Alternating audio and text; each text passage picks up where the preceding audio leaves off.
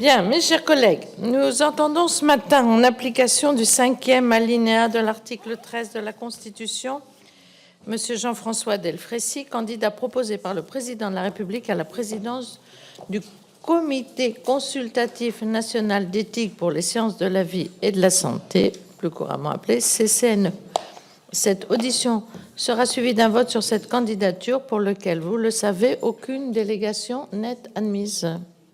Je vous précise que cette audition fera l'objet d'une captation vidéo qui sera retransmise en direct sur le site internet du Sénat et consultable en vidéo à la demande, conformément au principe de publicité prévu par la loi du 23 juillet 2010. Je vous rappelle que le comité est créé en 1983, a vu ses missions élargir au fil du temps. Il est chargé de donner des avis sur les problèmes éthiques et les questions de société soulevées par les progrès de la connaissance dans les domaines de la biologie, de la médecine, de la santé ou par les conséquences sur la santé des progrès de la connaissance dans tout autre domaine, et il doit exercer sa mission en toute indépendance. De plus, il est chargé d'organiser le débat, public sous forme d'états généraux qui doit précéder tout projet de réforme sur les problèmes éthiques et les questions de société.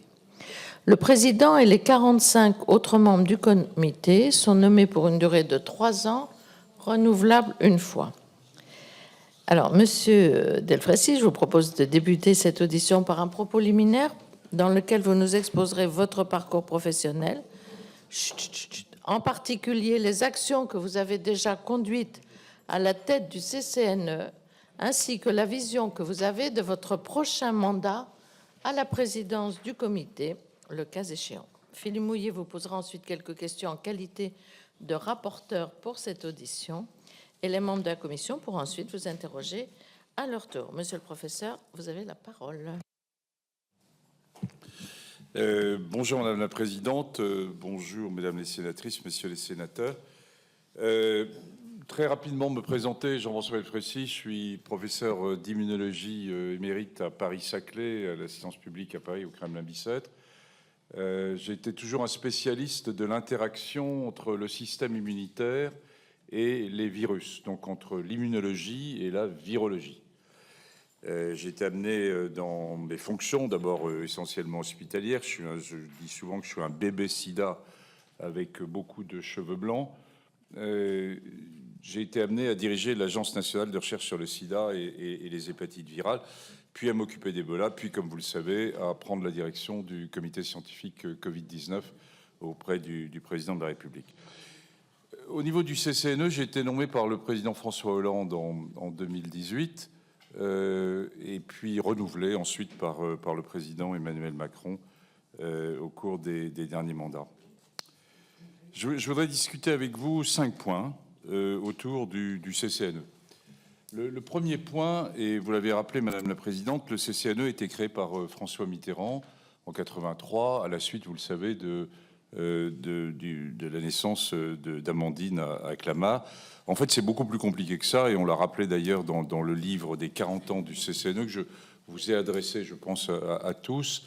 Il y avait eu une vraie volonté à ce moment-là de réflexion autour de la vision de la recherche en France et des interactions de la construction de l'éthique au niveau de la recherche.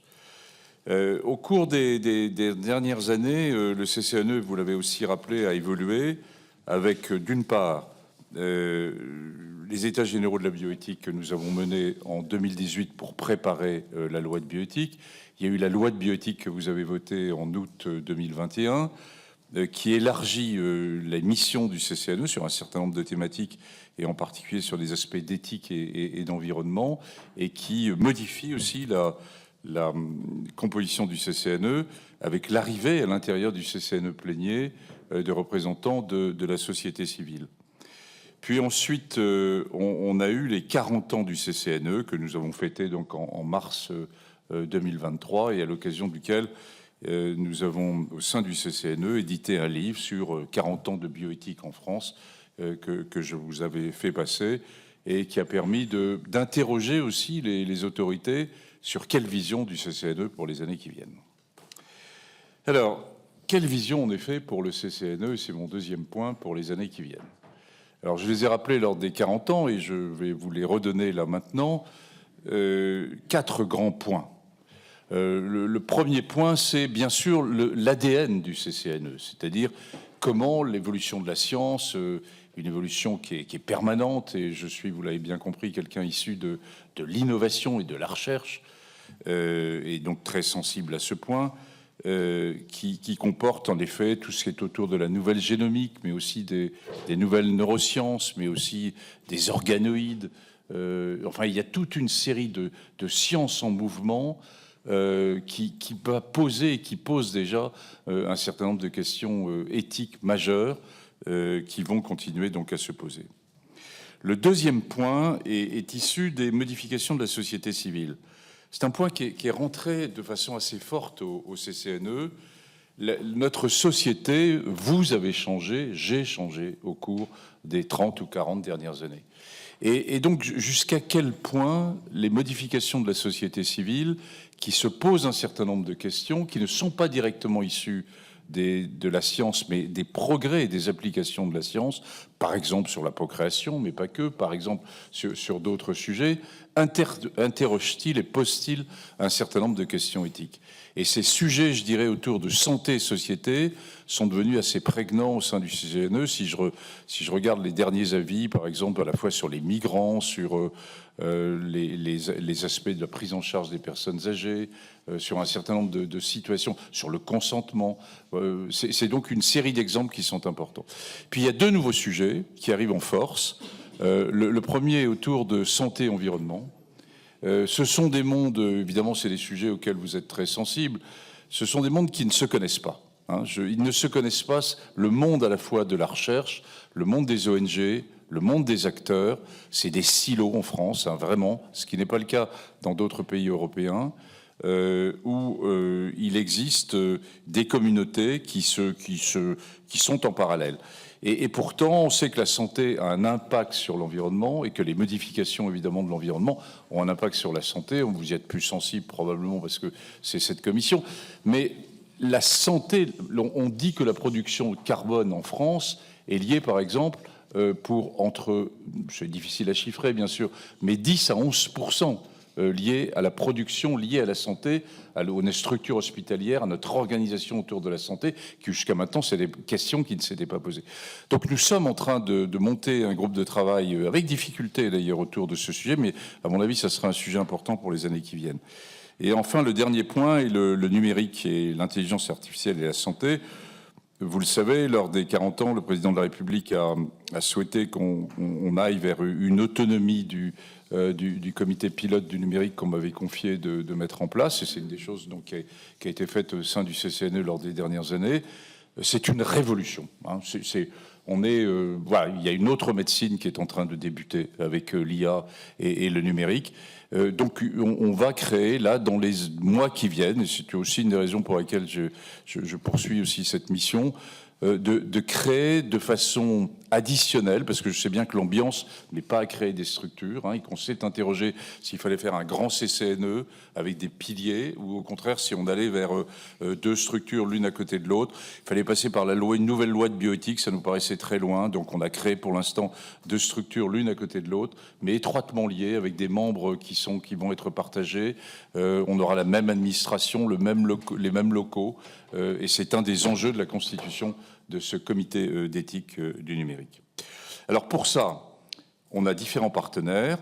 Bien sûr, les autres comités d'éthique, et en particulier des grands organismes de recherche, de l'INSERM, du CNRS, avec lesquels on organise 2 grandes réunions par an et on partage. Voilà, on n'est pas, il y a des choses qu'ils savent mieux faire que nous et il y a des grands points qu'on peut aborder. Et puis j'y reviendrai. Il y a bien sûr tout ce qui est autour des espaces éthiques régionaux. Alors, 3 points, mais qui vont être plus rapides, je vous rassure. C'est un CCNE en mouvement, moi, que je vous propose, si vous me renouvelez dans cette mission. D'abord parce que ça me ressemble, et puis ensuite parce que c'est une vraie question, c'est-à-dire de ne pas rester avec un comité d'éthique qui est figé. Il est figé sur de grandes valeurs, et ces grandes valeurs, on doit les conserver. Elles sont essentielles. Un comité national d'éthique n'est pas là pour dire ce qu'il faut faire ou ne pas faire. L'éthique n'est pas la morale, mais il y a un certain nombre de grandes valeurs qui sont totalement fondamentales. Et puis, par ailleurs, vous avez la société qui bouge, comme je l'ai indiqué, et donc comment on arrive à avoir une ligne de crête entre à la fois garder les grandes valeurs et puis tenir compte des évolutions de la société. On ne vit plus à Paris, en province, de la même façon qu'on vivait il y a une cinquantaine d'années. Le deuxième point de ce CCNE en mouvement, c'est que c'est un CCNE ouvert donc sur la société, mais ouvert sur les territoires. Et c'est quelque chose auquel je suis sensible. Quand je suis arrivé au CCNE, je pensais qu'on était trop club d'intellectuels du 7e arrondissement. Et qu'il fallait sortir de là, d'où une politique très active avec les espaces éthiques régionaux, d'où leur implication dans les états généraux de la bioéthique, d'où leur implication, là, vous l'avez vu, dans le débat national autour de la fin de vie, où on a organisé, là, durant les 3 premiers mois de l'année 2023, plus de 320 réunions en région d'information à des degrés divers, organisées par les espaces éthiques régionaux, qui sont pour nous l'éthique du terrain, hein, qui nous font remonter un certain nombre de questionnements adressés par la société et qui permettent de nous remettre, je dirais, un peu, de sortir de la tête dans les étoiles que nous sommes parfois et de nous remettre sur des questions qu'attendent les citoyens. Et puis le troisième point, c'est l'ouverture difficile, mais absolument nécessaire, vers les jeunes. Nous organisons une journée des lycéens, la 3e journée des 40 ans qui aura lieu la semaine prochaine, aura lieu à l'Assemblée nationale avec plus de 200 jeunes lycéens sur les sujets autour de santé et environnement. J'ai demandé, à la suite d'une réunion avec le ministre de l'Éducation nationale actuel, qui me semble plus ouvert que le précédent sur ce sujet, sur l'ouverture d'un certain nombre de questionnements sur les grandes valeurs dans notre système éducatif qui existe dans le milieu anglo-saxon, qui n'existe pas suffisamment en France, et je me battrai vraiment sur ce point-là. Alors, pour terminer, 2 points, mais peut-être que vous me posez cette question, donc je les anticipe un peu avant. Le CCNE, une institution indépendante, c'est quoi l'indépendance quand on est nommé par le président de la République? C'est une bonne question, ça. Ou quand on est nommé à la suite de votre décision. Et au risque de vous surprendre, je vais mettre l'indépendance à 2 niveaux. L'indépendance, d'une part, vis-à-vis du politique, des politiques, de la décision politique, mais l'indépendance aussi vis-à-vis de la société. Alors, l'indépendance vis-à-vis des politiques, vous la comprenez facilement, et on voit bien comment est-ce que c'est pas la courroie d'une décision du prince, et on voit bien l'ensemble des questions qui peuvent se poser. J'essaierai de vous donner quelques éléments. Un autre point que vous voyez moins bien, probablement, c'est l'indépendance vis-à-vis de la société. Jusqu'à quel point les demandes de la société, les évolutions de la société dont je vous ai parlé précédemment, et qui sont absolument, d'abord c'est un fait, deuxièmement elles sont nécessaires, mais troisièmement jusqu'à quel point interfèrent-elles avec les questions que se pose le CCNE. Et très clairement, au cours des 10 dernières années, donc c'est pas seulement mes mandats, mais avant, nous avons posé un certain nombre de questions sur santé et société, plus que sur les avancées de la science.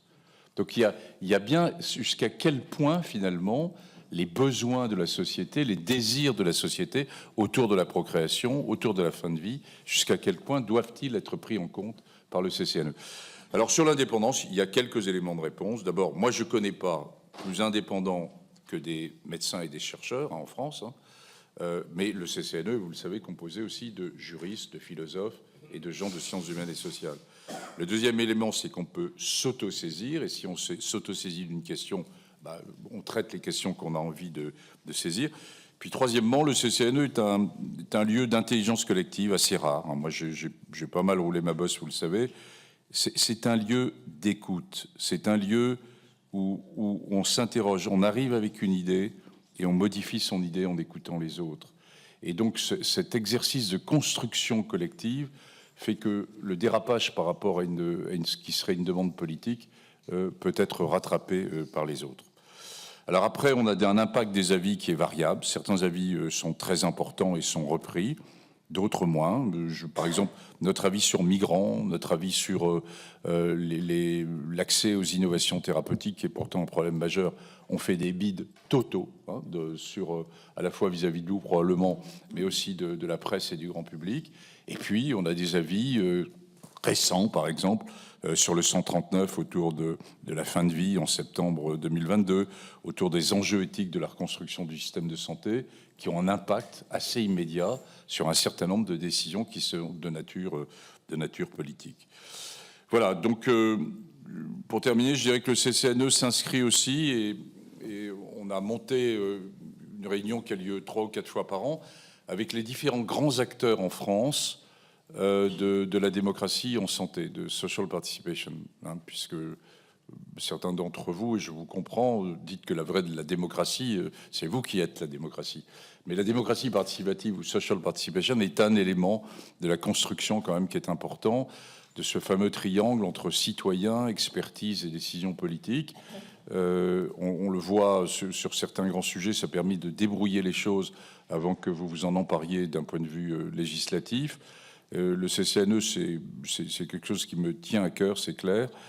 S'est engagé là-dessus et nous réunissons 3 ou 4 fois par an le CESE, la Défenseure des droits et puis le CNS, un certain nombre de collègues pour avoir une réflexion globale de comment se construit la démocratie en santé en France. Donc voilà. Et après, on peut probablement encore mieux faire, encore qu'avec notre nouvelle secrétaire générale, Ingrid Caillès, qui m'accompagne aujourd'hui, ça soit nos enjeux. La vision française de l'éthique à la française au niveau international est quelque chose qui nous tient très à cœur. On a organisé le colloque européen l'an dernier à l'occasion de la présidence française de l'Europe. On a des réunions tripartites avec les Anglais et les Allemands. On est en train d'ouvrir ça sur la francophonie. Voilà ce que je voulais vous dire. Excusez-moi, j'étais un peu long. Merci, monsieur le professeur. Donc, je vais passer tout de suite la parole au rapporteur de cette audition, Philippe Mouillet, et ensuite les questions des collègues. Merci, Madame la Présidente. Merci, professeur, pour votre présentation et puis surtout votre regard sur les axes de développement du CCNE ou d'évolution. Alors moi, j'ai plusieurs questions. La première, un petit peu atypique. Là, vous êtes aujourd'hui dans une démarche pour exercer un 4e mandat à la présidence. Moi, je voudrais avoir votre avis sur les grands principes généraux de limitation du nombre de mandats. C'est un débat qu'on a eu au niveau du Parlement, donc je voulais avoir votre avis sur ce sujet-là. Voilà. Et en même temps, vos fonctions de président de conseil scientifique ne risquaient-elles pas d'altérer l'apparence d'indépendance du CCNE? Voilà, les deux fonctions. Le CCNE, comme l'a dit, a fêté ses 40 ans en mars. Que répondez-vous aux critiques consistant à dire que, loin de rappeler des valeurs morales intangibles qui font obstacle à certaines pratiques, le CCNE finit par cautionner, tôt ou tard, ce qui est techniquement possible? Voilà, je voulais avoir votre regard sur ce que nous avons pu constater. Que pensez-vous du rapport de la Convention citoyenne et de l'avis rendu hier par le CESE sur l'aide active à mourir? Et d'une façon générale, en matière de méthode, concernant ce débat, nous avons vu qu'il y a eu beaucoup d'acteurs, beaucoup de groupes de travail. Donc il y a eu des groupes de travail du gouvernement, les organes du Parlement, le CCNE, le CESE, des instances ad hoc, la Convention citoyenne, plein d'acteurs qui ont émis des avis. Et à travers tout ça, parfois certains avis viennent se télescoper dans la période. Donc moi, je voulais avoir votre avis concernant la légitimité que peuvent s'exprimer à chacune des occasions ces différents organismes.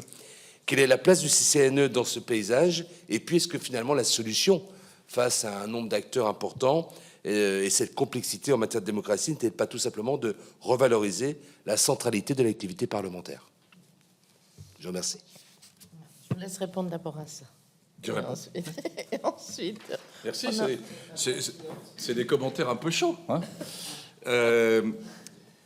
Sur les mandats, c'est vraiment une très bonne question que je me suis posée.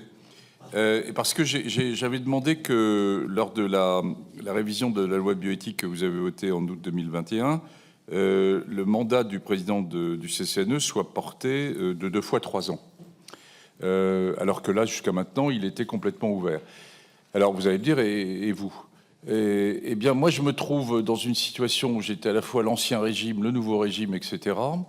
Et où donc, en fait, j'ai la possibilité, c'est pas moi qui l'ai demandé, mais c'est le secrétaire général du gouvernement qui a compte tenu de ma position avant et de l'arrivée de la loi bioéthique, dit qu'il y avait la possibilité que je renouvelle ce mandat. De là à vous dire que je ferai 2 fois 3 ans, comme on me l'a proposé, la réponse est non, évidemment. Je voudrais boucler, comme je vous l'ai indiqué, 2-3 points qui m'apparaissent importants. L'installation du comité national du numérique et de l'intelligence artificielle, peut-être certains aspects autour de la fin de vie, j'y reviendrai. Et puis, sans le vouloir, dans la nouvelle loi de bioéthique, le renouvellement des membres du CCNE est devenu quelque chose tous les 3 ans, qui a un côté sain de renouveler les choses, mais qui est assez difficile à mettre en œuvre. Et par exemple, là, nous avons un renouvellement le 31 juillet entre 12 et 14 membres du CCNE. Et chaque renouvellement de membres du CCNE, et celui-là en particulier, remet en question, vous voyez, non pas le fond du CCNE, mais crée une période un peu complexe. En plus, les nominations, vous savez, en France, prennent un peu plus de temps qu'on ne veut bien le croire, et il y a des trous dans la raquette qui peuvent se faire. Donc voilà ce que je peux vous indiquer.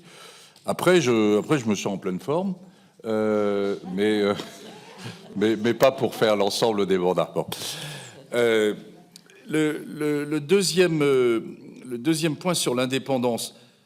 Oui, vous avez raison. Je vous ai répondu. Enfin, j'avais anticipé cette question, si je peux dire. C'est une question que je me pose en permanence. Je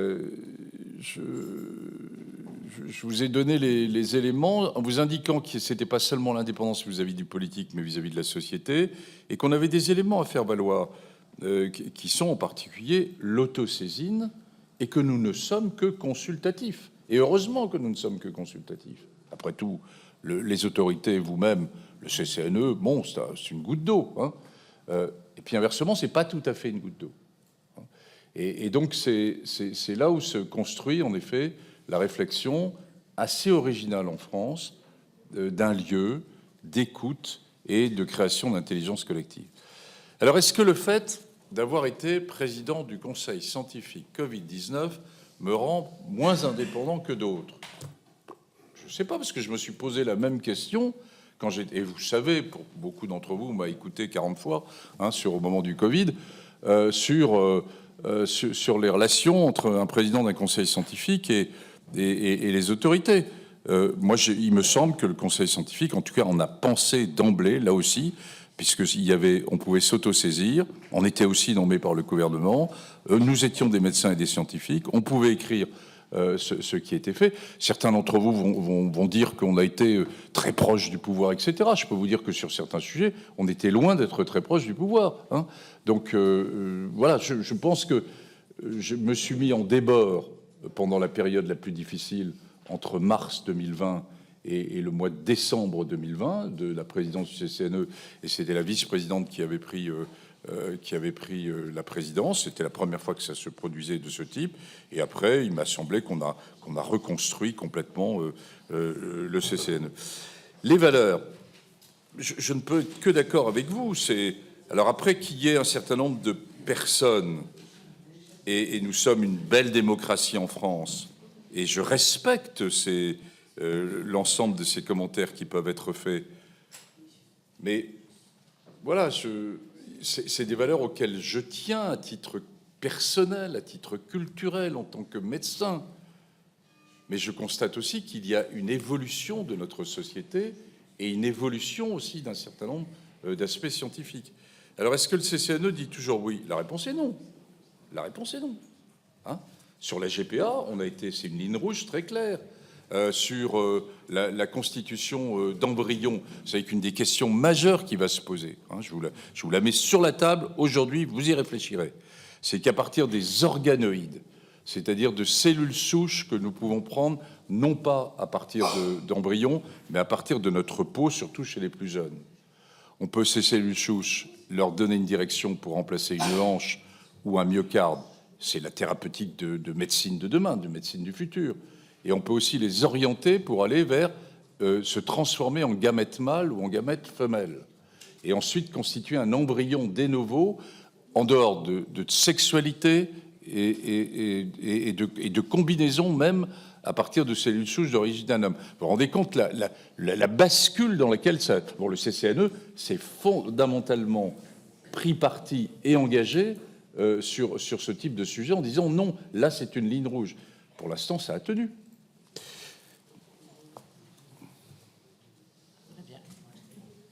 Alors, Véronique Guillotin, ensuite Annick Jacquemet, Brigitte Micouleau, Michel Meunier. Véronique Guillotin. Merci Madame la Présidente, Monsieur le Professeur. Voilà, moi j'ai déjà une remarque et peut-être un élément de satisfaction d'entendre effectivement les orientations du CCNE sur un CCNE en mouvement et ouvert sur les territoires. Je pense que quand on a vécu la crise Covid, comme on l'a vécu, et tous les fantasmes qui ont pu s'exprimer, je crois qu'il est aujourd'hui important effectivement d'aller au plus près de nos territoires. Et vous avez parlé de la jeunesse, donc je pense que là-dessus c'est une bonne chose, effectivement, d'amener les gens et les jeunes notamment à réfléchir sur les évolutions de notre société. Ensuite, il y a un axe, ou deux, c'est l'intelligence artificielle, effectivement, et tous ces progrès. Alors, j'ai du mal à vous voir, j'ai du mal à parler quand voilà, j'ai du mal à... Ouais, non, mais comme ça, je vais mettre comme ça. Voilà. On voit bien qu'on a une société qui est dans une profonde transformation, que ce soit démographique, mais surtout technologique, et on voit arriver l'intelligence artificielle. Moi, je m'interroge un peu sur... le CCNE aura des choses évidemment à dire, éventuellement des lignes rouges à mettre, mais est-ce qu'on n'est pas à un moment donné complètement débordé par ces évolutions qui vont bien plus vite que les avis que l'on peut rendre? Enfin, je prends juste l'exemple du ChatGPT par exemple, qui aujourd'hui nous dépasse, et voilà. Donc, comment vous voyez les choses, vous, vis-à-vis de ces évolutions? Vous en avez un petit peu parlé pour les cellules souches, mais je pense que pour l'intelligence artificielle, demain, l'évolution des métiers, on va être confronté aux mêmes difficultés, ou en tout cas aux mêmes problématiques.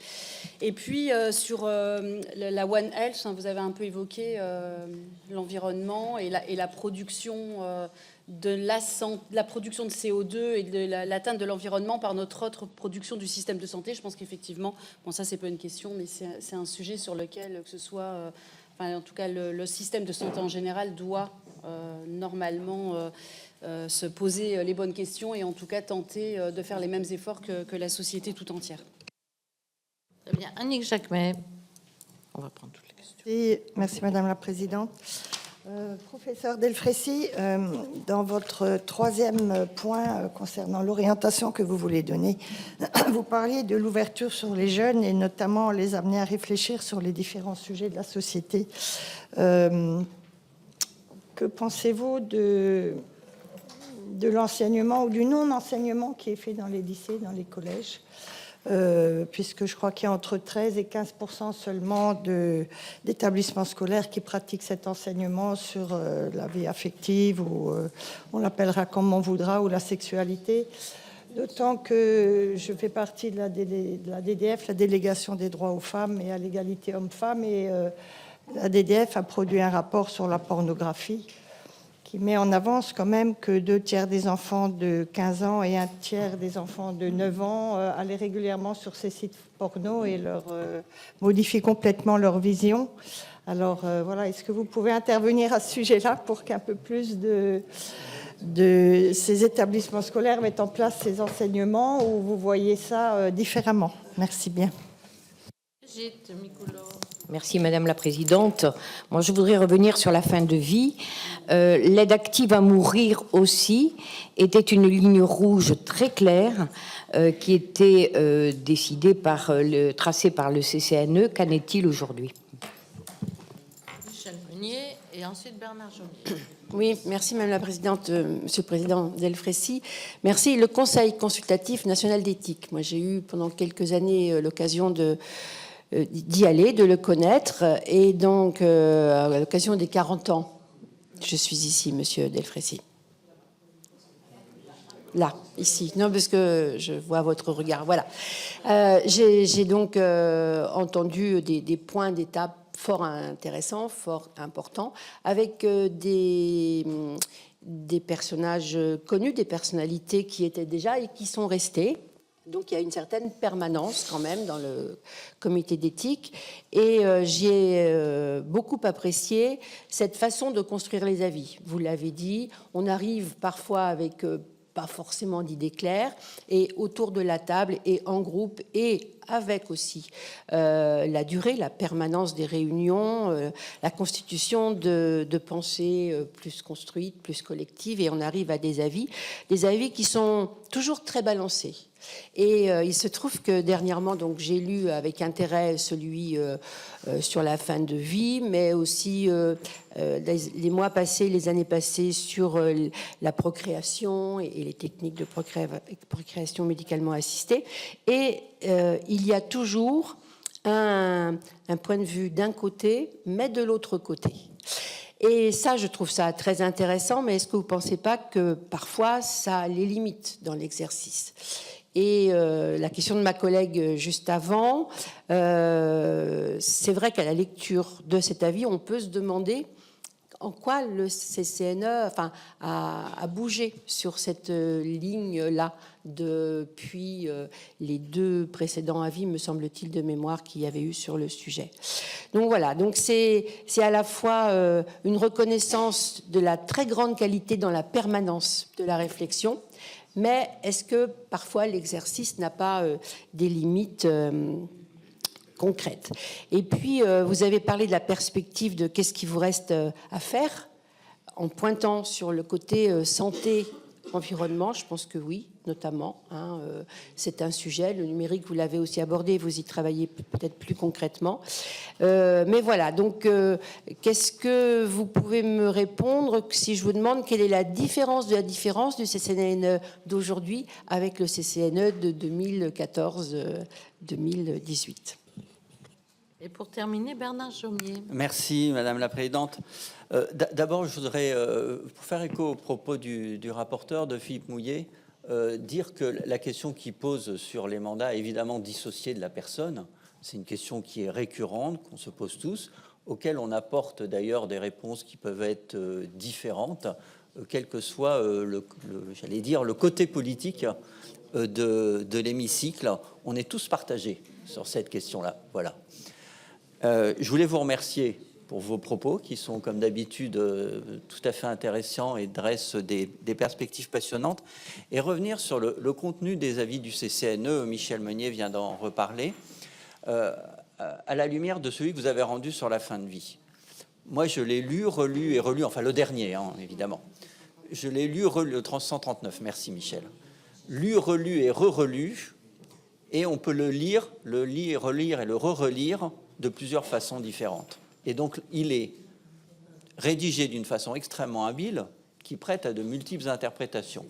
Alors, je me suis dit, fait la réflexion qu'après tout, le CCNE déposait ces éléments de réflexion dans la main des législateurs qui vont devoir se prononcer, et qu'au fond, très bien, chacun y puisera ce qu'il veut y puiser. Et bon. Par moments, j'y ai lu l'affirmation de principes éthiques, mais aussi l'affirmation que ces principes devaient être mis au regard de la réalité et donc ils pouvaient être interprétés différemment. Par exemple, et j'en ai parlé lors d'une audition précédente, vous semblez poser, mais vous avez peut-être infirmé ma lecture, des conditionnalités très strictes d'ouverture de l'aide active à mourir, conditionnalités concernant une réelle application de l'accès aux soins palliatifs de nos concitoyens. Et vous semblez indiquer dans votre avis que c'est une condition de l'ouverture de l'aide active à mourir. Or, nous savons tous dans cette salle que dans 5 ans, la situation sera probablement pas extrêmement meilleure qu'aujourd'hui. En tout cas, il y aura toujours beaucoup de nos concitoyens qui n'auront pas accès aux soins palliatifs, ne serait-ce que pour des questions de formation, de nombre de professionnels, etc. etc. Et donc, évidemment, comme toute réflexion éthique ne peut être déliée de la réalité de son effectivité, on peut lire votre avis comme les conditions ne sont pas remplies d'ouverture de l'aide active à mourir. Donc, voilà, je suis, comme 2 de mes collègues l'ont expliqué, à la fois toujours passionné par vos avis. Certains tracent très clairement une ligne éthique et le mode d'application, et d'autres, comme sur l'aide active à mourir, nous laissent plus perplexes. Donc, est-ce que vous pourriez nous éclairer sur ce que vous souhaitez faire passer comme message à la société certainement, mais en tout cas là aux législateurs, puisque c'est nous qui allons devoir délibérer. Je vous remercie.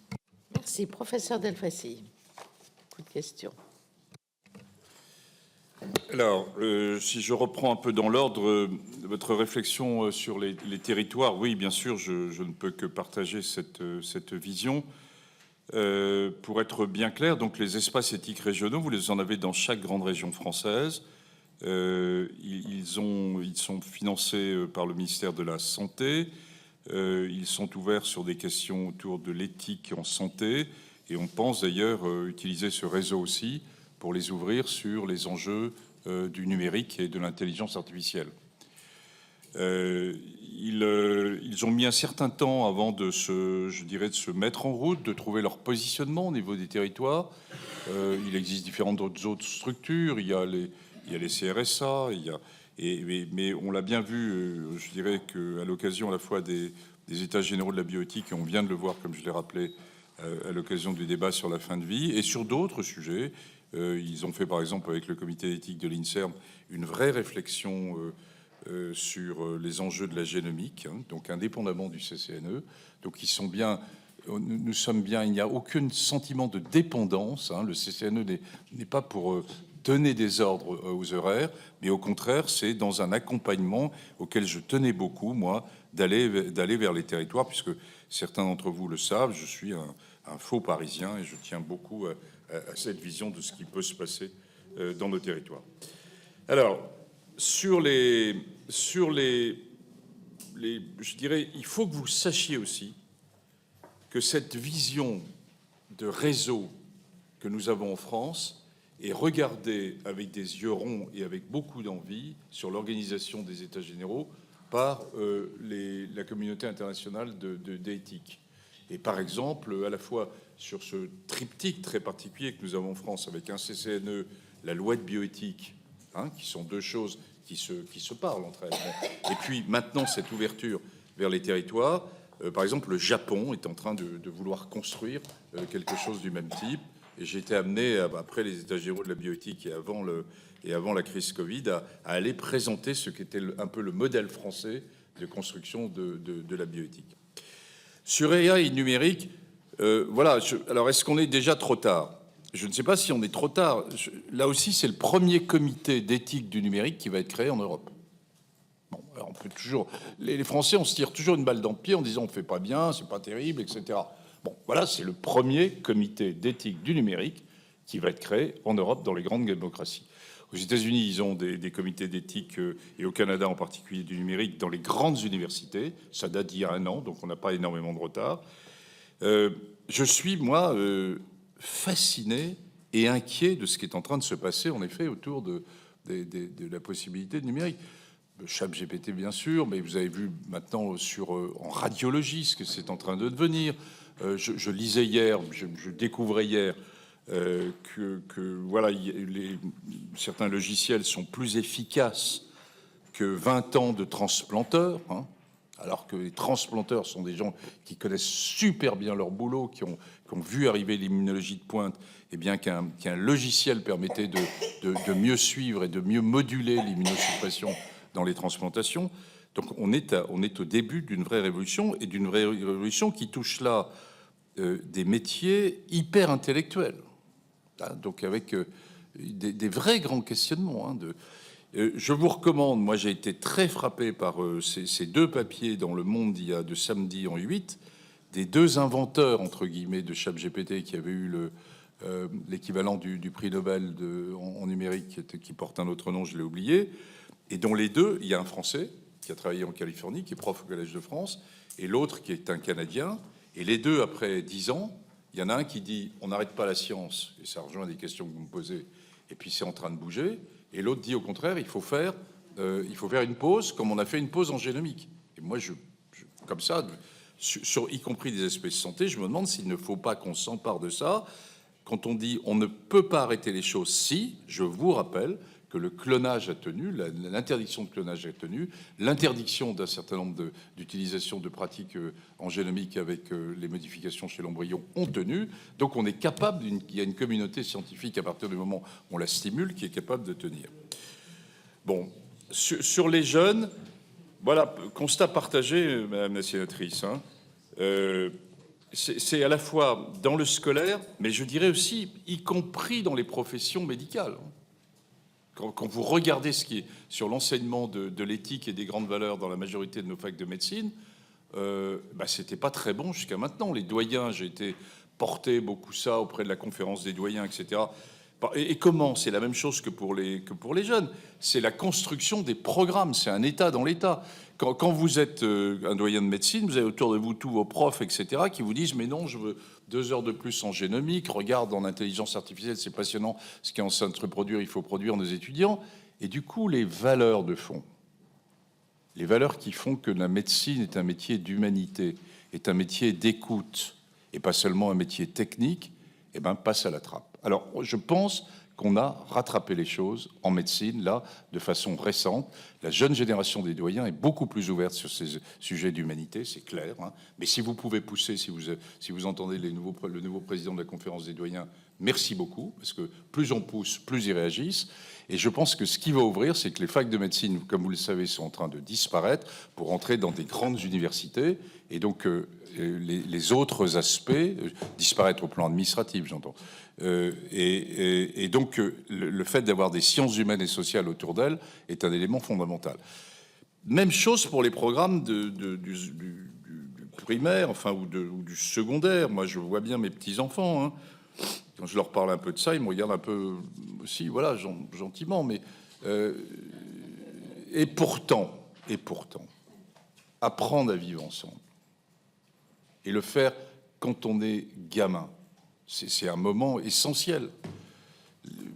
Mais là aussi, voilà, on a eu un rendez-vous avec le nouveau ministre de l'Éducation nationale qui est très ouvert sur ces sujets. Mais qu'est-ce qu'il peut faire? J'ai demandé à avoir un rendez-vous avec les recteurs, avec les inspecteurs généraux de l'éducation nationale qui tiennent en fait les programmes. C'est un État dans l'État. Bon, pour essayer de les convaincre de ça, écoutez, souhaitez-moi bonne chance. Voilà. Sur la fin de vie et les avis du CCNE. Les avis du CCNE, oui, c'est une fois de plus un exercice d'intelligence collective. Je vous rappelle que dans les avis du CCNE, on peut avoir des positions minoritaires. Et qu'il n'y a pas forcément, on n'est pas forcément dans un consensus mou où on essaie de rassembler tout le monde. Si on peut, c'est bien. Si on peut pas, c'est pas bien. Et c'est très bien aussi, et c'est la démocratie.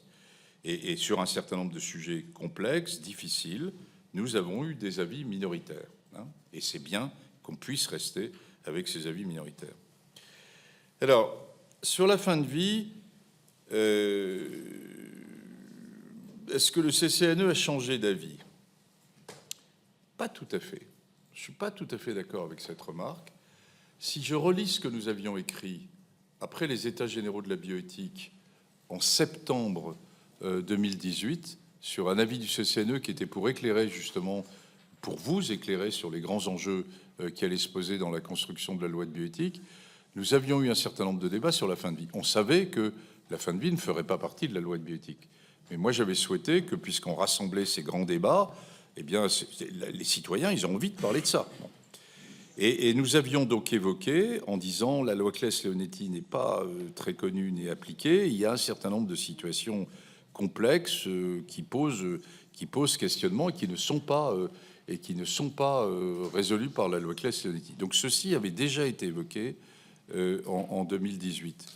Et même si je remonte avant, dans des avis de mes prédécesseurs, et une fois de plus, un président de CCNE, il est là comme la gardien d'une maison de famille. Hein. Ce n'est pas son objet, on passe, et la maison de famille demeure. Hein. Et c'est comme ça que je me situe. Et par exemple, Didier Sicard avait à l'époque aussi évoqué la possibilité d'une exception particulière dans des conditions à l'euthanasie dans certaines situations. Bon. Donc il y a eu des évolutions du CCNE, oui, probablement, mais c'est pas blanc et noir. Et d'ailleurs, sur un sujet aussi intime, plein d'humanité. Mais attendez, moi, la main tremble chaque fois qu'on écrit là-dessus. Ça explique peut-être le fait que nous ne soyons pas totalement clairs. Mais encore que je vais y revenir. Et parce que c'est un sujet extrêmement complexe. Hein. Et le CCNE n'est pas là pour dire ce qu'il faut faire ou ne pas faire. Il est là pour une boussole à la fois peut-être un peu pour vous, je l'espère, et surtout pour nos citoyens, hein. Et c'est un élément important. Alors, sur la fin de vie elle-même, écoutez, nous nous sommes saisis, et j'ai bien compris, je suis assez sensible à ce message de... Il y a beaucoup de monde qui a travaillé sur la fin de vie, et so what, alors finalement, qu'est-ce qu'on retient? Bon. Je vous rappelle quand même l'historique de tout ça. Le CCNE, alors que nous étions encore dans la crise Covid, en juin 2021, s'auto-saisit du sujet de réflexion autour de la fin de vie. Pourquoi? Parce qu'il y avait eu déjà 2 tentatives de la part d'un certain nombre de vos collègues de l'Assemblée nationale pour voter à la petite semaine une loi sur la fin de vie. Et je n'étais pas d'accord sur ce fait-là. C'était un sujet qui était suffisamment important pour qu'on prenne le temps de prendre le temps, hein, sur un sujet citoyen qui est majeur pour nous tous, qu'on aille dans une direction ou qu'on aille vers l'autre. Et c'est un sujet qui est d'une très grande fragilité. Je vous rappelle les 2 mots-clés de notre avis, c'est autonomie et solidarité.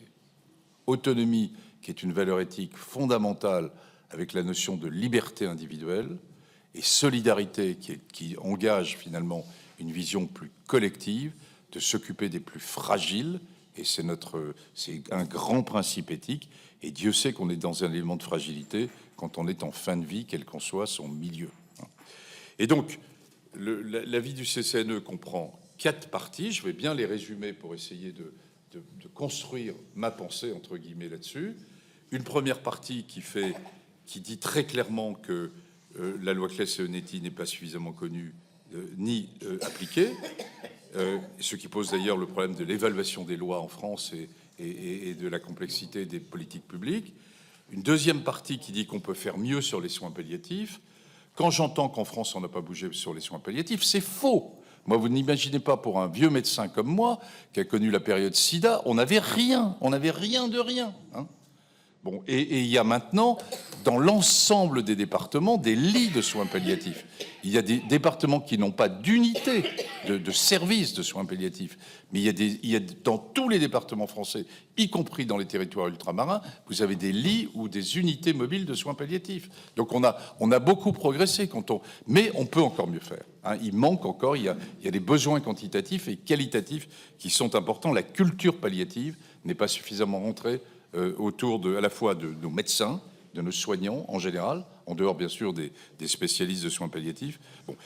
Le troisième point a été de dire, et si on avait tous ces moyens, est-ce qu'il n'y a pas un certain nombre de situations, en particulier où le pronostic vital est réservé à moyen terme, par moyen terme quelques semaines à quelques mois, quelques exemples, des maladies neurodégénératives de type SLA, mais pas que, ou des 5e lignes ou des 6e lignes de chimiothérapie, hein, où il y a une forme, je dirais, d'obstination déraisonnable à certains moments, et so what de présenter une nouvelle ligne, enfin bon, et où là, au nom de la dignité, de l'autonomie, est-ce que certaines personnes qui le souhaitent, mais ce n'est pas absolument pas du tout une obligation, évidemment. C'est les citoyens qui le souhaitent, peuvent-ils avoir accès à une aide médicale à mourir? Et le CCNE répond oui, et donc on ouvre, dans une certaine mesure, la porte sur le suicide assisté et non sur l'euthanasie. Je ne peux pas être plus clair qu'aujourd'hui, dans des conditions précises qui sont à définir, et on vous passe le bébé pour définir les conditions, entre guillemets. Et puis le dernier point, j'insiste là-dessus, le CCNE, dans son avis, et qui est sorti en septembre 2022, demande qu'on prenne le temps de prendre le temps et qu'il y ait un grand débat national avec une convention citoyenne avant que ça revienne vers vous au niveau du Sénat et de l'Assemblée nationale. Et somme toute, sur ce point-là, quand vous me disiez l'impact ou la relation par rapport aux politiques, oui, là, il y a une fonction politique au sens, je dirais, citoyenne du CCNE, qui rentre dans la politique de la cité et qui dit, oui, c'est un sujet suffisamment important pour qu'on prenne le temps et de façon à vous débrouiller une forme de terrain avant que vous fassiez ce qu'est la vraie construction de la loi. Elisabeth Manot, vous voulez compléter? Oui, merci Madame la Présidente. Merci professeur. C'est toujours passionnant de vous écouter et puis d'entendre aussi l'ambition que vous avez pour le CCNE. Je voulais m'arrêter juste sur 2 points. C'est d'abord, vous avez parlé de santé et environnement. Je pense qu'aujourd'hui, on est tous sidérés par le changement de climat, l'augmentation de la température, et on pense que les uns et les autres, il y aura des conséquences terribles pour l'être humain. Est-ce que, en particulier, cette question est largement abordée sur ce point? Sur comment le numérique, j'ai aussi beaucoup d'appréhension, parce que comment essayer de garder cet équilibre, que ce soit toujours l'humain qui ait la main sur ces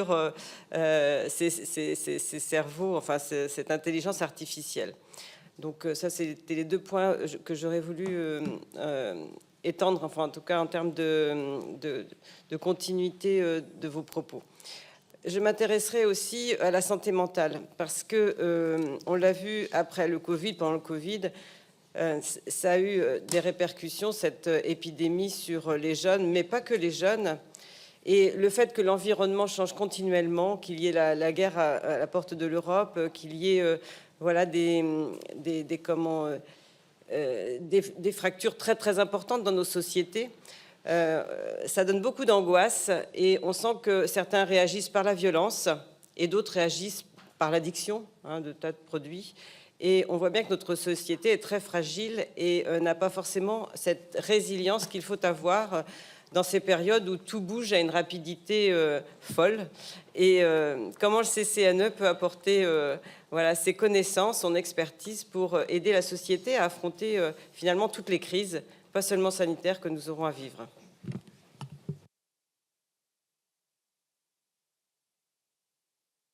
Oui, Madame la Présidente, Monsieur le Professeur, merci pour vos propos, notamment sur la fin de vie, parce que, si vous voulez, c'est quand même quelque chose où il faut être, sur ce sujet intime et complexe, comme vous l'avez dit, extrêmement prudent, puisque est-ce que l'euthanasie ou le suicide assisté est un soin? Et les soignants, bien, dans la très grande majorité, notamment les soins palliatifs, répondent à 90% non, et ils disent même dans les EHPAD où les gens n'acceptent pas cela. Et aussi une expérience dans certains pays où il y avait 90% qui bénéficiaient de, je peux dire, de l'euthanasie ou des fins de vie, notamment dans les Pays-Bas en 2002. Et actuellement, si vous voulez, pour des maladies tout à fait extrêmes, où la personne est en fin de vie à très brève échéance. Et maintenant, ils ne sont plus que 60%. Donc il y a quand même une déviance dans certains pays. Et donc je suis effectivement, en ce qui me concerne, tout à fait satisfait de vos propos. En ce qui concerne les soins palliatifs, lorsqu'il y a eu une réunion des délégués de la DMD à Paris, j'ai entendu sur RTL les personnes de la Corrèze qui disaient qu'il n'y avait pas de soins palliatifs dans le département. Et donc j'ai appelé, moi j'utilise les soins palliatifs depuis très longtemps, donc j'ai trouvé ça quand même... Et en fait, ah ben oui, mais on m'a dit, ah ben il n'y a pas de service de soins palliatifs. Mais j'ai dit, attendez, il y a des soins palliatifs qui sont une équipe itinérante, qui va dans les EHPAD, qui va à domicile, donc ça fonctionne parfaitement bien, si vous voulez. Donc il faut faire attention dans ce qui est dit. Il y a dans beaucoup de départements, effectivement, pas de service spécifique de soins palliatifs, mais il y a des soins palliatifs itinérants qui rendent des services absolument formidables. Très bien. Alors, voilà, je vous laisse répondre à ces questions et ensuite ce sera terminé. Oui, sur ces 2 sujets majeurs et qui, à mes yeux, sont évidemment des points fondamentaux pour la construction du CCNE là, dans les années qui viennent, santé et environnement. Je réinsiste sur la difficulté. C'est... En général, quand il y a une difficulté, moi, j'aime bien, c'est un challenge plutôt. Là, je me rends compte de l'extrême difficulté de rassembler ces communautés. Et si le CCNE peut avoir un certain rôle, finalement, un rôle, je dirais, non implicite, mais qui peut se rapprocher, on a de très belles communautés en santé, on a des ONG en santé, on a tout un modèle en santé qui est extrêmement bien construit, quoi qu'on en dise. Et sur l'environnement, où ils ont construit ça de façon très différente, où vous avez vu qu'il y a aussi une forme très de mélange entre l'expertise et faire partie du GIEC. Enfin, il y a des contextes d'une vision scientifique qui est différente, et surtout les ONG, elles se connaissent pas. Donc l'objet du CCNE va être d'essayer de rassembler dans des groupes de travail autour de ça et de poser un certain nombre de questions, d'enjeux éthiques, et à partir des faits que l'on voit autour du réchauffement. Et elles sont trouvables, mais pas si faciles que ça. Ceux qui sont intéressés, je vous recommande, alors c'est pas pour vendre le livre, vous l'avez déjà, mais je vous recommande le chapitre des 40 ans. Qui est sur santé et environnement et qui fait bien le point sur les enjeux éthiques, puisque notre fonction est bien de poser les questions éthiques autour de santé et environnement. Sur la santé mentale, oui, c'est une grande question. Écoutez, on a un groupe de travail qui doit rendre un avis, je pense, en octobre, sur ce sujet, en post-Covid, mais pas seulement post-Covid, c'était plus vieux que ça. Mais qui doit rendre un avis sur bon, donc vous y trouverez un certain nombre de nos visions. Sur fin de vie, bon, vous y revenez, que vous dire de plus? Moi j'insiste sur la très grande humilité, humanité dont on doit tous faire, enfin, qui doit nous pousser sur la construction de ce sujet ô combien intime, où il peut y avoir, et vous le savez d'ailleurs, au niveau de chacun de nos concitoyens, plutôt une vision quand on est en bonne santé, une autre vision quand on n'est pas en très bonne santé, et ensuite même un retour après. Ça doit être pleinement, parfaitement respecté. Qui n'a pas autour de lui vécu des moments extrêmement difficiles avec des proches et une fin de vie complexe? Alors, moi, il y a deux points quand même sur lesquels je suis obligé de tout petit peu de réagir. C'est que quand j'entends que la communauté médicale est totalement contre toute évolution de la loi, c'est à la fois vrai et faux. C'est vrai pour les médecins et les soignants en général, puisque, après tout, les aides-soignantes, les infirmières sont aussi importantes que les médecins sur cet aspect de fin de vie. Cette communauté des soignants de soins palliatifs, c'est vrai, est majoritairement contre. Ça, c'est vrai. Elle peut évoluer. Le reste de la communauté médicale, c'est plus nuancé. Et on le voit bien. Enfin, on ne fait pas de la bioéthique sur des statistiques ni des sondages, mais c'est une réalité. Même si, à titre individuel, certains d'entre vous, et je sais que beaucoup d'entre vous fait partie d'une communauté médicale au sens très large du terme, mais c'est beaucoup plus nuancé. Je le citais tout à l'heure, les oncologues sont quand même très... N'oublions pas que la majorité des personnes qui décèdent dans le système hospitalier sont issues de l'oncologie.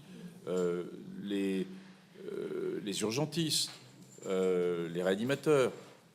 Vous savez, dans le problème des urgences, moi j'ai dirigé pendant un certain temps les urgences à Bicêtre avant de reprendre mes visions d'immunologie. Bicêtre, le passage aux urgences s'est multiplié par 4 par rapport au moment où j'y étais. Bon, donc c'est extraordinaire, et c'est partout pareil. Et quand même, un des points importants qui n'a pas besoin d'évolution de la loi, mais qui a besoin qu'on ait une culture éthique autour de la fin de vie qui se mette en place, c'est typique, là où on meurt le plus mal, c'est probablement, et où les soins palliatifs, je dirais, sont le plus inaccessibles, c'est dans les EHPAD et à domicile. Donc il y a un effort considérable à faire, non pas tellement sur les services hospitaliers, qui sont assez bien ancrés, vous avez très bien résumé les choses, mais c'est plutôt, voilà, c'est une vieille dame où l'EHPAD dit c'est pas notre job de s'occuper de la fin de vie, qui l'envoie aux urgences, et les services hospitaliers disent ah mais c'est pas notre malade, on la prend pas. Et donc elle reste 2, 3, 4 jours et elle finit sa vie dans des conditions indignes malgré les urgentistes, je dirais. Hein. Et c'est là où il faut tous qu'on avance. Donc, une utilisation déjà intéressante des moyens que nous avons. Et puis, après, il y a un certain nombre de situations et qui posent la question, mais de fond, hein, je la reconnais, c'est est-ce que notre mort nous appartient ou est-ce qu'elle appartient à la société et la société l'a confiée au cours de l'évolution de la société au corps médical et au corps des soignants, puisque 80% des décès surviennent dans des structures médicalisées. Et c'est une question de fond, intime, et où chacun peut évidemment avoir une vision différente que je respecte. Alain Dufour voulait rajouter quelque chose. Et après, c'est rapidement, merci Madame la Présidente, merci Monsieur le Professeur. Vous avez été président du Conseil scientifique et évoqué la situation du Covid-19. Vous avez indiqué à l'époque avoir des regrets dans le cadre de la gestion de cette pandémie et aussi qu'elle allait se propager, se renouveler. Alors aujourd'hui, on entend certains médecins et des particuliers aussi dire que des effets secondaires sont survenus suite aux diverses vaccinations. Alors, quelle est votre position aujourd'hui avec ce recul? Vous êtes revenu président du Conseil scientifique. Alors oui, je vous rappelle que le président du Conseil scientifique a terminé, là j'ai terminé un mandat, vous voyez que je suis capable de terminer des mandats, et à ma demande, je l'ai demandé depuis longtemps, et vous le savez très bien, je vous l'avais expliqué, on a terminé avec la fin de la loi de crise sanitaire le 31 juillet 2022. Bon. Donc c'est presque en off que je vous réponds aujourd'hui. Hein. Ce n'est pas le président du CCNE qui vous répond. Écoutez, je pense alors vraiment sur... vous savez qu'il existait un groupe vaccin qui était piloté par Alain Fischer, mais évidemment, on a été très liés et je me suis beaucoup intéressé aux vaccins. Et souvenez-vous, je me vois dans une salle du Sénat, sur les vaccins, je vous ai dit deux choses, et dont certaines vous ont surprise. Et vous pouvez retrouver mes propos dans je me souviens, de la salle du bas. Je vous ai dit que les vaccins avaient probablement une durée de vie beaucoup plus courte qu'on ne le pensait et qu'on serait amené à revacciner 2 fois, 3 fois, 4 fois, et certains d'entre vous me regardaient comme ça, et y compris le ministre de la Santé à l'époque avait dit « bon, c'est l'avis du professeur Delfraissy ». Finalement, c'était pas mon avis, c'était l'avis du Conseil scientifique. Et on n'avait pas tout à fait tort de penser qu'il y avait une durée de vie relativement limitée des vaccins, mais qui, par ailleurs, je vous ai dit aussi qu'ils protégeaient de façon massive contre la survenue de formes sévères et de formes graves. Et c'est la façon d'ailleurs dont la France et les grandes démocraties, nous avons gagné dans Covid par rapport aux autocraties. Et il faut être fier de ça, et j'en suis fier à titre personnel, je vais être très clair là-dessus, du fait qu'on ait appris à vivre avec les virus et les variants. Sur votre question, y a-t-il des effets secondaires des vaccins? Oui, bien sûr qu'il y a des effets secondaires des vaccins. Si vous me connaissez un grand médicament qui n'a pas d'effet secondaire, vous venez me voir. Et je l'ai toujours dit. Mais ces effets secondaires sont limités. Alors, si vous me posez la question, et ils n'ont jamais été autant surveillés par les agences de surveillance et de biosurveillance qui ont été mises en place, pas seulement en France, mais dans l'ensemble des grands pays. Et on le voit bien, les données sortent là maintenant, qui sont des surveillances au niveau populationnel sur des dizaines et des dizaines de millions de personnes. Oui, il y a quelques effets secondaires.